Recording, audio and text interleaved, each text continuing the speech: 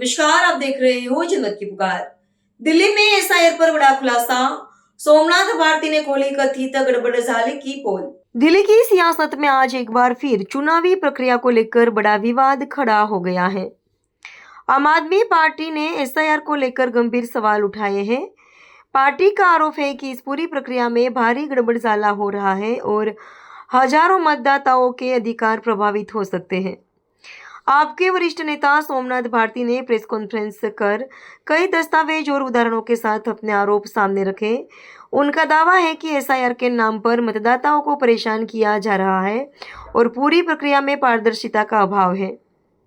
अब आपको सीधे सुनवाते हैं आपके वरिष्ठ नेता सोमनाथ भारती की पूरी प्रेस कॉन्फ्रेंस, जिसमें उन्होंने एसआईआर को लेकर क्या क्या आरोप लगाए और सरकार व संबंधित अधिकारियों से क्या सवाल पूछे। सबको नमस्कार। इस पत्रकार वार्ता में साथियों का बहुत बहुत धन्यवाद। आज एक बहुत संजीदा मसले को मैं आपके जरिए उठाना चाहता हूं। दिल्ली में इस वक्त एसआईआर चल रहा है, स्पेशल इंटेंसिव रिवीजन। कल तक 8 अगस्त को इसका आखिरी दिन है दिल्ली में।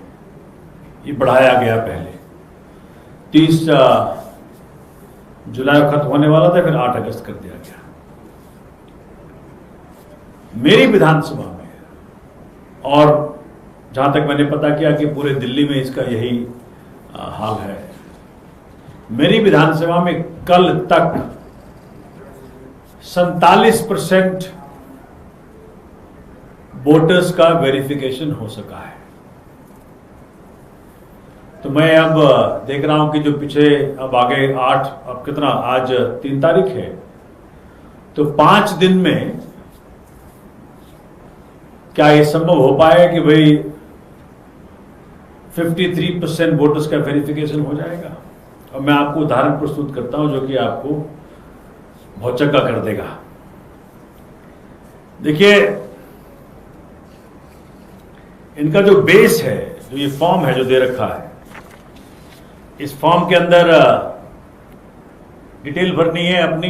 अगर 2002 के वोटर्स लिस्ट में हो, अपनी ना हो तो अपने माता पिता की भरो या ग्रैंड पेरेंट्स की भरो, और उसके बाद जो अभी के डिटेल्स है उसको भर के दो।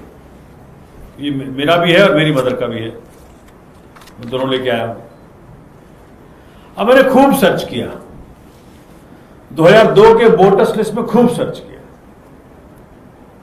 ना तो मेरा मिला, ना मेरी मदर का मिला, और ना मेरे फादर साहब का मिला। मेरे फादर का दिल्ली का वोटर कार्ड है ये मेरे फादर का देहांत 2016 में हो गया, लेकिन ये वोटर कार्ड है 96 का, 20/6/1996, और ये है doctor Ambedkar Nagar assembly constituency का। उस वक्त मेरे फादर साहब रहा करते थे मदनगिर में। वैसे तो वो अध्यात्म घुमक्कड़ थे, बट उनका ये पता उस वक्त ये था। तो ये है उनका वोटर कार्ड। ये वोटर कार्ड है मेरी माताजी का। मेरी माताजी बिहार में टीचर रही। 2005 के आसपास उन्होंने वॉलंटरी रिटायरमेंट लेकर के वहां से मेरे साथ दिल्ली में शिफ्ट कर गई, और ये 2004 का वोटर कार्ड है, देखिए। ठीक, ना तो माताजी का मिल रहा है बिहार के किसी असेंबली कंस्टिट्यूंसी में, ना मेरे फादर साहब का मिल रहा है। मेरा तो है ही नहीं। ये है मेरा वोटर कार्ड, ठीक है। अब मैं आपको दिखाता हूं प्रूफ। 1997 में, मतलब 2002 के पहले, 1997 में मैं आईआईटी पास आउट किया। ये मेरी डिग्री है।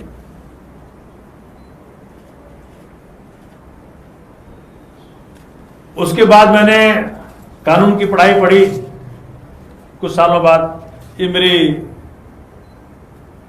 लॉ की डिग्री है दिल्ली यूनिवर्सिटी की। ये है 2008 की। फिर मैं अपने आप को एनरोल किया बार में, ये भी 2008 की है। इसका मतलब है कि मैं 2002 में ही था। जिस मकान में मैं भी रह रहा हूं, मैं उसमें 2005 में मूव किया। तो मैं ये जानना चाहता हूं आपके माध्यम से, भाजपा और भाजपा शासित, मैं तो साफ साफ कह रहा हूं, भाजपा शासित ज्ञानेश कुमार के इलेक्शन कमीशन से कि अब मैं क्या करूं। और मैं ये समझ करके, सोच करके हैरान हो रहा हूं कि अगर मेरे जैसे व्यक्ति को अपना 2002 के वोटर्स लिस्ट में नाम ढूंढने में तकलीफ हो रही है, ना मैं अपने ना अपनी मां का ढूंढ पा रहा हूं, ना अपने पिता का ढूंढ पा रहा हूं, ना अपना ढूंढ पा रहा हूं। आपको इस प्रमाण दिखा दिया कि मैंने कब IIT पास किया, 97 पास किया, उसके बाद मैंने लॉ किया। मतलब जब लगातार मैं दिल्ली में ही हूं तो अब मैं कहां से प्रमाण लाऊं। और इसलिए यह बहुत चिंता का विषय है कि दिल्ली में जो कह रहे हैं 20 लाख वोट काटेंगे या 30 लाख वोट काटेंगे, और बड़ा षड्यंत्र चल रहा है क्योंकि भाजपा के विधायकों के ऑफिसेज में BLOs को बुला करके बोला जा रहा है कि भाई ये लिस्ट है, हर बूथ की लिस्ट उनके पास पहले से है कि हर बूथ में कौन कौन से नाम रखने हैं, जिनको प्रूव करने की जरूरत नहीं है कि भाई ये लिस्ट है, इन लोगों को तो रखना ही है तुम्हें। और खास करके भाई, चूंकि देखो बड़ा कोई डिफिकल्ट काम नहीं, मैं 8 चुनाव लड़ चुका हूं दिल्ली के अंदर। किसी भी बूथ पे आप प्रोफाइलिंग कर सकते हो कि भाई शर्मा जी का घर है ये बिल्डिंग, 1000 वोट अगर एक बूथ में होता है तो ऑन एन एवरेज अगर 5 सदस्यों का एक परिवार मान लो तो 200 घर आता है। एक बिल्डिंग में अगर 4 फ्लैट मान लो तो 50 बिल्डिंग में 4 मंजिला 50 बिल्डिंग में एक बूथ बन जाता है। वहां किसी पार्क में बैठ जाओ, वो बता देगा भाई शर्मा जी तो कांग्रेस के हैं, वर्मा जी तो बीजेपी के हैं, और शुक्ला जी जो है आम आदमी पार्टी के हैं। तो ये बड़ा आराम से आप 60% 70% वोट जो है आप प्रोफाइलिंग कर सकते हो। जो 40% रहेगा चलो उसको मत छुओ। अगर आपने कहा नहीं भी आम आदमी पार्टी के वोटर्स को काट ही देना है तो 20% वोट आप काट दीजिए, वो प्रूव करता रहे। आज सोमनाथ भारती प्रूव नहीं कर पा रहा तो फिर तो मैं ही जानना चाहता हूं, अगर मैं अपने आप को आगे रखता हूं आपके माध्यम से इलेक्शन कमीशन के सामने, तो क्या आपने ये ठान लिया है कि इलेक्शन कमीशन भाजपा का कमीशन हो गया है? अगर इतने सारे प्रमाण होने के बावजूद, देखिए इतने सारे प्रमाण होने के बावजूद अगर मैं अपने आप को सिद्ध नहीं कर पा रहा हूं कि 2002 के वोटर्स लिस्ट में मैं हूं या मेरे माता पिता हैं, तो फिर आम आदमी जहां लिटरेसी रेट इतना कम है, जहां तुमने स्कूल, अस्पताल, जो शिक्षा संस्थान है सब बंद करा दिए, तो वो लोग कहां जाएंगे? और एक बात और, जो टेनेंट्स हैं दिल्ली में, हम में से कई सारे साथी टेनेंट्स हैं, अधिकतर लोग जो बाहर से आते हैं सब टेनेंट ही रहते हैं। अब टेनेंट की मुसीबत क्या है, जो बहुत बड़ी मुसीबत है, कि जिस घर में वो रह रहा था, जिस घर के पते पे उसका आधार कार्ड बन गया, वोटर कार्ड बन गया, पासपोर्ट बन गया, अब मकान मालिक उसको 11 महीने बाद याद दिलाता है भाई तू या तो अपना रेंट बढ़ा या खाली कर। खास करके गरीब तबकों में ये मुसीबत है कि वो मकान मालिक बनने नहीं देता है किसी भी टेनेंट का अपने एड्रेस पे कोई प्रमाण।